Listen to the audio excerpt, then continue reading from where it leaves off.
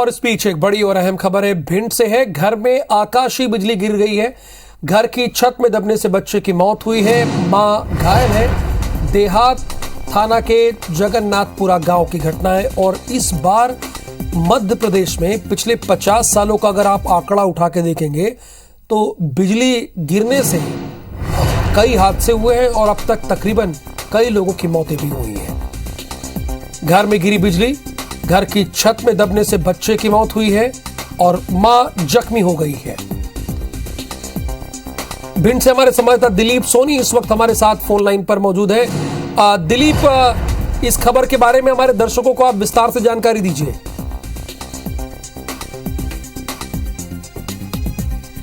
गांव है जगन्नाथपुरा गांव में ये जो हादसा हुआ है और ये जो कि देहात थाना क्षेत्र के अंतर्गत आता है। और जगन्नाथपुरा गांव में जिस तरह से पूरे जिले में जिस तरह के जो लगातार जो बारिश और जो तेज आंधी की घटनाएं जो लगातार हो रही है, पहले भी दो दिन पहले भी एक तेज आंधी आने की वजह से एक पटिया टूटने से उसमें एक नातिन और एक वृद्ध महिला की मौत हो गई थी और एक जामुन के पेड़ पर चढ़ने से एक जो बिजली गिरी थी उसमें भी एक मौत हो गई थी। जो मामला है जो जगन्नाथपुरा का है, ना कोई बारिश हुई ना कोई बिजली, जिस तरह से एकदम जो बादल छाए एकदम अचानक जो बिजली के जो मकान था उसके ऊपर बिजली गिरी है और उसमें जो पटिया जो रखी हुई थी, पटिया टूटने से उसके जो नीचे एक माँ और जो बेटा अंदर सो रहे थे तभी अचानक पटिया टूट गई। उसमें घटना स्थल पर तो उसके जो बच्चा है आयुष, उसकी तो घटना स्थल पर मौत हो गई, लेकिन उसकी जो माँ है वो बुरी तरह से घायल हो गई, जो मलबे में दब गई थी। हालांकि जो आसपास के जो गांव वाले हैं वो इकट्ठे हो गए और मलबे से जो माँ बेटे को दोनों को बाहर निकाला और जिला अस्पताल के लिए आपका। खबरों में आगे बढ़ने का भी वक्त हो गया है। अब भिंड के बाद सीहोर अपने दर्शकों को लिए चलेंगे। सीहोर से खबर है, कोबेश्वर धाम में शेड गिर गया है और इस हादसे में एक की मौत हुई है, 15 लोग घायल हो गए। घायलों को जिला अस्पताल रेफर कर दिया गया है। पुलिस प्रशासन मौके पर मौजूद है।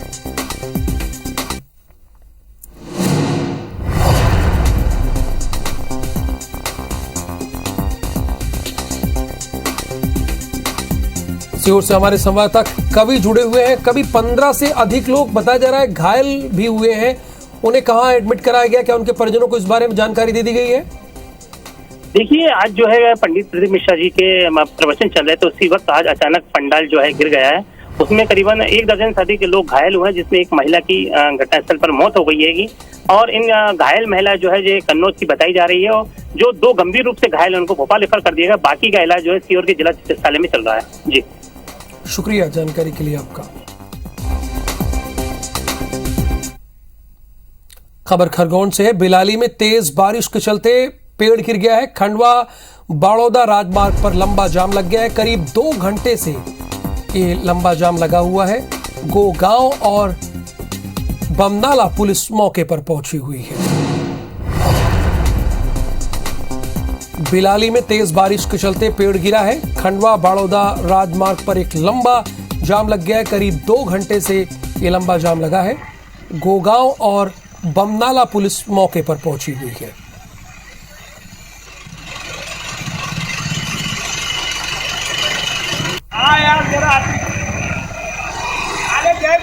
प्रदेश की राजधानी रायपुर के बीच संचालित सामुदायिक स्वास्थ्य केंद्र में ऐसा नजारा सामने आया जिससे स्वास्थ्य सेवाओं पर बड़ा सवाल खड़ा हो रहा है। मैं 2 कमरों में महिलाओं की डिलीवरी की जा रही है। वहीं डिलीवरी के चंद घंटों बाद ही महिलाओं से बिस्तर खाली करवाया जा रहा है। सामुदायिक स्वास्थ्य केंद्र का जायजा लिया है हमारे संवाददाता संदीप शुक्ला ने। हम रामनगर के कबीर चौक पर खड़े हैं और मेरे पीछे आप जो देख रहे हैं ये सामुदायिक भवन है। कहने को सामुदायिक भवन है लेकिन अंदर जो है वो अस्पताल चल रहा है। सामुदायिक भवन में अस्पताल चलाना पड़ रहा है। चौंकाने वाली बात इसलिए क्योंकि आपको बिल्डिंग दिखाते हैं। देखिए वो सामने आप जो बिल्डिंग देख रहे हैं सफेद रंग की, लगभग 50 से 60 लाख रुपए में अस्पताल के लिए बनाई गई थी, लेकिन 5 से 6 साल हो गए हैं, आज तक उसका लोकार्पण नहीं हुआ है।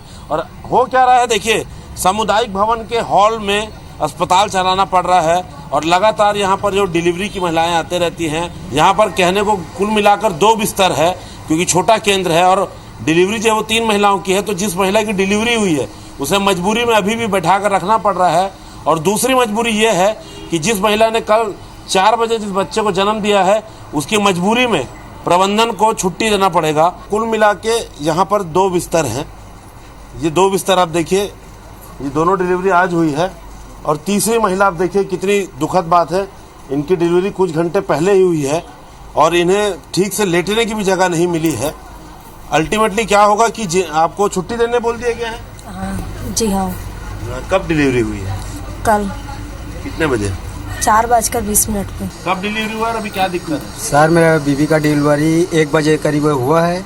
जिस बेड में डिलीवरी हुआ है उसी बेड में अभी तक लेटा हुआ है। अभी करीबन 5 बज गए हैं, उसके कारण उसको शरीर में दर्द हो रहा है। अभी इस अस्पताल को वहां स्थानांतरण करने के लिए यहाँ के मंत्री से लेकर मुख्यमंत्री तक के सभी को आवेदन दे चुका है। रायपुर के कलेक्टर को भी आवेदन दे चुका है, रायपुर कमिश्नर जी को भी आवेदन दे चुका है, मगर किसी ने भी अभी तक के इसके ऊपर कार्रवाई नहीं की। जबकि मैंने इस प्रश्न को सामान्य समय में भी 3 बार उठा चुका है। काली ज्वार हो से 4 बजे और खटिया गोरसी नहीं है कि हमारा घर भेजते। डॉक्टर साहब, जगह काफी कम है और एक महिला है जिनकी डिलीवरी उन्होंने छुट्टी देने वाले हैं अभी। हाँ, एक महिला का आज प्रसव 1 बजे के आसपास हुआ है और हमारे पास क्योंकि कल शाम को 4 बजे और 8 बजे 2 प्रसव और हुए हैं और हमारे पास क्योंकि सिर्फ 2 ही बिस्तर उपलब्ध हैं, इसलिए हम जो आज प्रसव हुआ है जिस महिला का, उसको हम बेड देने के लिए एक पेशेंट को आज हम डिस्चार्ज करेंगे। देखिए, कोरोना संक्रमण भी बढ़ रहा है और सबसे बड़ी बात, डिलीवरी के लिए तो बिल्कुल यहाँ जगह ही नहीं है। क्यों? क्योंकि सामुदायिक भवन के हॉल में सारा कुछ चल रहा है। बाजू में जो है अस्पताल की बिल्डिंग खाली है। अब सोचिए 130 से 40 लोग यहाँ डेली आते हैं, हर दिन 2 से 3 डिलीवरी होती है। जिस महिला ने बच्चे को जन्म दिया है उसे बैठने तक की जगह नहीं है यहाँ पर। तो क्या है स्वास्थ्य व्यवस्था का हाल, अब इसे देखकर अंदाजा लगा सकते हैं। कैमरामैन अभिषेक गर्ग के साथ संदीप शुक्ला, IBC 24 रायपुर। मुंगेली में हेल्थ एंड वेलनेस सेंटर के संचालन के नाम पर जमकर भ्रष्टाचार किया जा रहा है। दरअसल स्वास्थ्य विभाग को किराए के भवन या आंगनबाड़ी केंद्रों में वेलनेस सेंटर के संचालन के लिए अस्थायी व्यवस्था कर फ्लैक्स के माध्यम से ब्रांडिंग करना था, लेकिन मुंगेली CMHO ने सभी BMO के जरिए लोरमी, मुंगेली और पथरिया ब्लॉक में आंगनबाड़ी केंद्रों में संचालित वेलनेस सेंटर में फ्लैक्स की जगह रंग रोगन करा दिया। बिना अनुमति किए गए इस काम के लिए लोरमी और पथरिया को 6 सेंटर ने 3 लाख रुपए निकाले हैं। इस मामले में स्वास्थ्य कर्मचारी संघ ने उच्च स्तरीय जांच की मांग की है, वहीं कलेक्टर ने जांच का आश्वासन दिया है। बजट मिलता है साल भर के लिए 50,000 रुपया, जिसमें छोट-छोट चीज़ों में खर्चा किया जाना है। वहाँ पे उनको जानकारी दिए बगैर खुद ही पेंटिंग ब्रांडिंग करवा दिया। अब उन पर दबाव डाला जा रहा है कि आप वो राशि आप हमको चेक के माध्यम से दीजिए। मैंने लिखित में प्रमाण सहित दस्तावेज लगाते हुए मैंने ये जांच के लिए पुनः मांग किया है। 50,000 रुपीज़ सैंक्शन हुआ है और उसमें बोर्ड लगाया जा रहा है केवल, तो निश्चित रूप से मेरा मानना है कि प्रथम दृष्टया ऐसा मुझे सही नहीं लग रहा है, लेकिन मैं बिल्कुल संबंधित अधिकारियों को निर्देशित करूँगा और इंश्योर करूँगा कि किसी प्रकार की गलत प्रैक्टिसेस ना हो। बलरामपुर जिले में होकर गुजरने वाली सरगुजा संभाग के सालों से प्रस्तावित अंबिकापुर बरवाडीह रेलवे लाइन की मंजूरी का इंतजार आज भी लोगों को है। अंग्रेजों ने 1936 में बरवाडीह रेलवे लाइन की नींव रखी थी और इतना ही नहीं, 200 एकड़ जमीन का अधिग्रहण कर किसानों को 150 से लेकर 350 रुपए का मुआवजा भी बांट दिया गया था। अंग्रेजों ने ट्रेन के संचालन के लिए पुल का भी निर्माण किया, लेकिन 86 साल बाद भी लोगों को रेलवे सुविधा का इंतजार है। सन 1951 से रेलवे ने यह काम बंद कर दिया है, जो कि आज तक चालू नहीं हो पाया। बरवाडीह के ग्रामीणों का कहना है कि जिले में यातायात के लिए सिर्फ सड़क ही एक साधन है। ट्रेन के लिए उन्हें अंबिकापुर जाना पड़ता है, जिसकी दूरी लगभग 80 से 100 किलोमीटर है। वहीं सांसद प्रतिनिधि दीनानाथ यादव ने कहा कि ये रेलवे लाइन का काम केंद्र सरकार को जल्द से जल्द शुरू करना चाहिए। रेलवे के आने से क्षेत्र का तेजी से विकास होगा। हम लोग को आवागमन के लिए बहुत दिक्कत होता है सर। अगर रेलवे लाइन शुरू हो जाए तो हम लोग को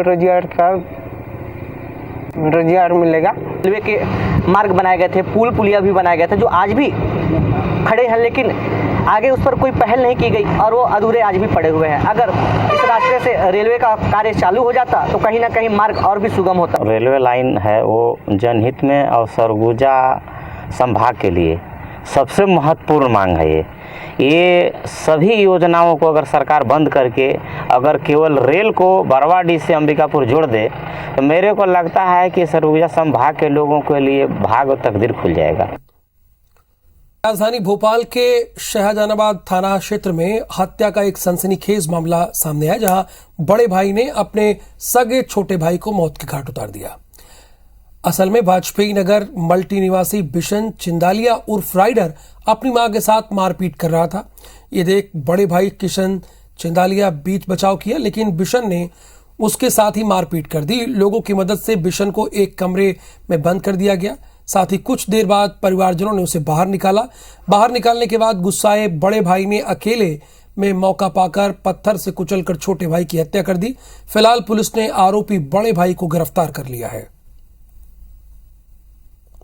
मृतक जो है अपने मां के साथ भी लड़ाई किया था, तो उसके बीच बचाव के लिए भाई आया था, तो उनके बीच में विवाद हुआ था, जिसके बाद दोनों को घर से बाहर भेज दिए गए थे। बाद में रात में फिर से मिला ये लोग और लड़ाई हो गया था। तो पुलिस ने गिरफ्तार कर लिया है आरोपी को। ग्वालियर में 26 जून को नातिन के साथ रेप और फिर हत्या का आरोपी कल्लू राठौर उर्फ कल्ला या तो दबोच लिया गया है। दरअसल वारदात के बाद आरोपी फरार था। मंगलवार रात को आरोपी दबे पांव वापस लौटा, लेकिन बस्ती के लोगों को आरोपी की भनक लग गई, जिसके बाद लोगों ने पहले आरोपी को पकड़कर धुना और फिर पुलिस के हवाले कर दिया। आपको यह भी बता दें कि आरोपी 9 साल की नातिन को बर्फ खिलाने के बहाने ले गया था और रेप करने के बाद बेरहमी से पत्थर से कुचलकर हत्या कर दी थी। वारदात के बाद पुलिस आरोपी की तलाश में पंजाब और हरियाणा तक गई, साथ ही 25,000 का इनाम भी रखा था। पूरे पुलिस विभाग की तरफ से मैं उस शॉपकीपर को यहां धन्यवाद देता हूं जिसने की एक सूचना दी, और साथ ही एएसआई रामेंद्र जिसने अकेले निहत्थे सिविल ड्रेस में ये जानते हुए कि ये खतरनाक अपराधी उससे जूझकर उसको पकड़ा। मध्य प्रदेश लोक सेवा आयोग ने अभ्यर्थियों ने ओबीसी आरक्षण को लेकर एक नया आंदोलन छेड़ दिया है। इंदौर में लेटर अभियान के जरिए जबलपुर हाईकोर्ट को पीड़ा बताने की कोशिश की जा रही है। लेटर में उच्च न्यायालय से निवेदन किया जा रहा है कि आगामी 25 जुलाई को इस मामले की सुनवाई है। हर बार की तरह तारीखें न बढ़ाकर अंतिम फैसला किया जाए ताकि पटवारी समेत लंबित भर्तियों को पूरा किया जा सके। दरअसल 2019 में मध्य प्रदेश में भर्तियों में ओबीसी आरक्षण कोटे को 14% से बढ़ाकर 27% कर दिया गया था। केस के दर्ज होने के 3.5 साल बीतने के बाद भी ना तो निर्णय न्यायालय ने किया और ना ही राज्य सरकार ने इस मामले को सुलझाने की कोई गंभीर मंशा स्पष्ट की, जिसके कारण आयोग की तमाम भर्तियां बीच में ही अटक गईं। ना तो उनके परिणाम आ पा रहे हैं और ना ही अभ्यर्थियों की ज्वाइनिंग हो पा रही है। आपको बता दें कि अभ्यर्थी अब ईमेल और लेटर लिखकर अपनी बात पहुंचाना चाहते हैं। यह अभियान पूरे प्रदेश में 18 जुलाई तक चलेगा और 3.5 लाख अभ्यर्थी इससे जुड़ेंगे।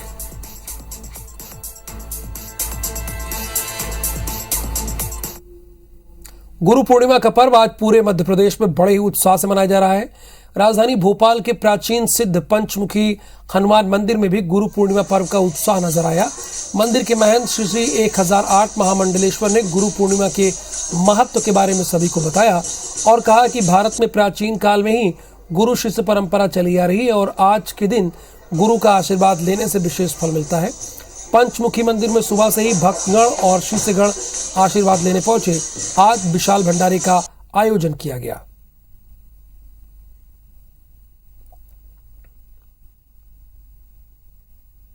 विश्व के लिए महत्वपूर्ण पर्व है।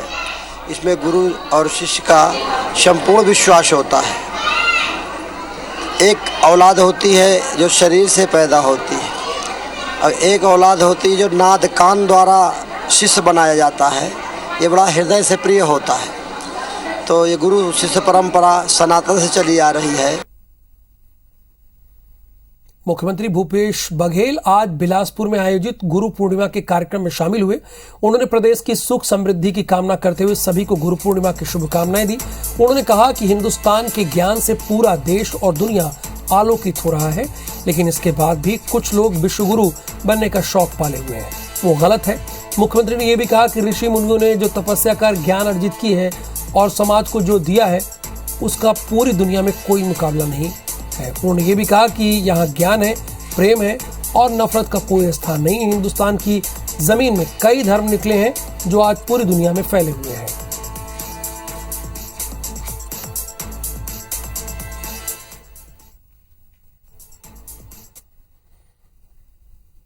मध्य प्रदेश के अलग अलग शहरों में गुरु पूर्णिमा पर्व मनाया गया और गुरु के चरणों की वंदना कर लोगों से आशीर्वाद लिया गया। ऐसा ही नजारा नरसिंहपुर के गोटे गांव में देखने को मिला, जहां गोतेश्वर परमहंसी आश्रम में जगत गुरु शंकराचार्य स्वामी स्वरूपानंद सरस्वती का आशीर्वाद लेने लोगों की भीड़ उमड़ पड़ी।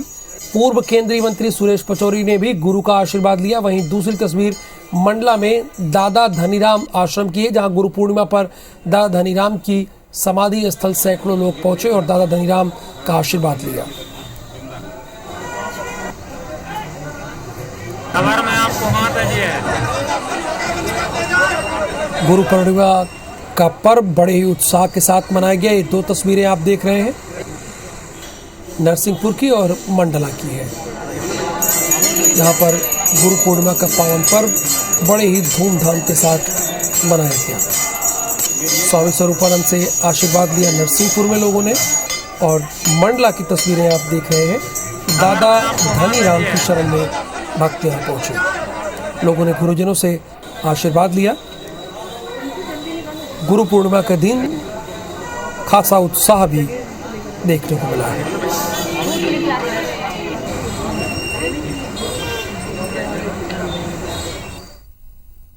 इस साल शतरंज ओलंपियाड का आयोजन भारत में ही किया जा रहा है। इसके लिए देश भर में भ्रमण कराई जा रही चेस ओलंपियाड टॉर्च रिले 16 जुलाई को छत्तीसगढ़ पहुंचेगी।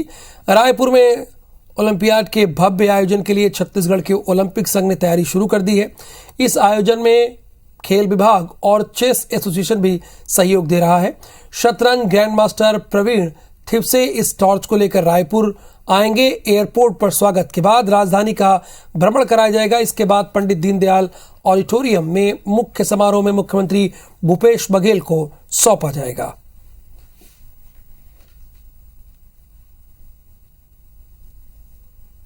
माननीय मुख्यमंत्री जी उस टार्च को हमारी ओलंपियाड में 2 बार की विजेता किरण अग्रवाल जी को वो देंगे और उसके बाद वो टार्च जो है वापस हैदराबाद के लिए रवाना होगी। 95 साल के इतिहास में पहली बार शतरंज ओलंपियाड भारत में होने जा रहा है। चेन्नई में ये 28 जुलाई से 10 अगस्त के बीच होगा।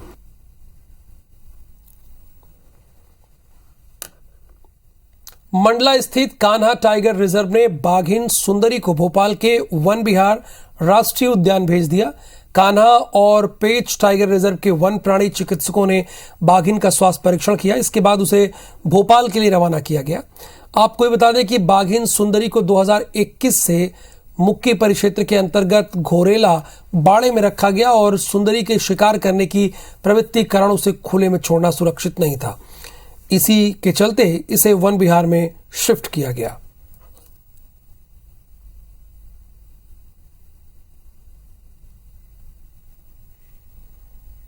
श्रीलंका में आर्थिक संकट को लेकर शुरू हुआ आंदोलन ने अब विकराल रूप ले लिया है। रिपोर्ट्स के मुताबिक राष्ट्रपति गोटाबाया राजपक्षे आज मालदीव भाग गए हैं, जिसकी वजह से आंदोलनकारी और आक्रामक हो गए हैं। रानिल विक्रमासिंघे को कार्यवाहक राष्ट्रपति नियुक्त किया गया, जिससे श्रीलंका में इमरजेंसी का ऐलान कर दिया गया है। कई जगहों पर पुलिस और प्रदर्शनकारियों में हिंसक झड़प हुई। विक्रमासिंघे ने chief of defence staff, try forces कमांडरों और इंस्पेक्टर जनरल पुलिस को मौजूदा हालात संभालने की जिम्मेदारी दी है। प्रदर्शन के दौरान आंसू गैस के गोले भी छोड़े गए। एक प्रदर्शनकारी की मौत भी हो गई। इधर प्रदर्शनकारियों ने प्रधानमंत्री आवास पर कब्जे के बाद छत पर चढ़कर श्रीलंका का झंडा फहराते हुए दिखाया। वहीं प्रदर्शनकारियों ने पीएम मोदी से पूरे मामले में दखल करने की मांग की है।